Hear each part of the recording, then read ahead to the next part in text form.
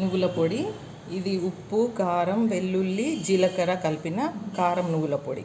ఇప్పుడు మనం వంకాయలో నువ్వుల పొడి కూరుకొని ఎలా రెసిపీ చేసుకుందామో చూద్దాం. పొడుగు వంకాయలండి ఇవి. ఇలా చీల్చి నీళ్ళల్లో వేసుకుంటే దీనికి ఉన్న కనరసం ఉంటుంది పోతుంది.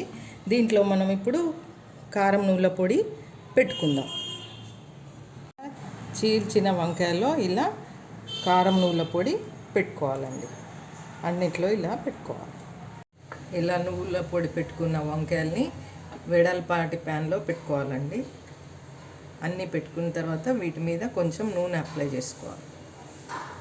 సిమ్ మీద పెట్టేసి లిడ్ పెట్టి ఒక 5 minutes 6 minutes వరకు వాటిని మగ్గనియాలి.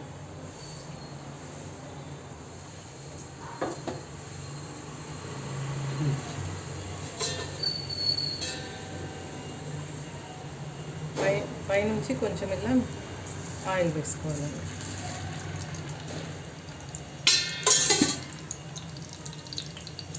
సిమ్ పెట్టేసి లిడ్తో క్లోజ్ చేయాలి.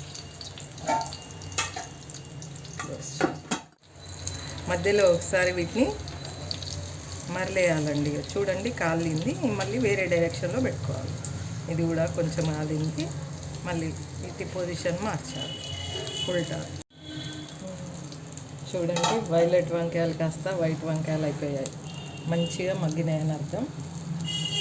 సరే తిప్పి చూడండి, అన్నీ మగ్గినాయండి.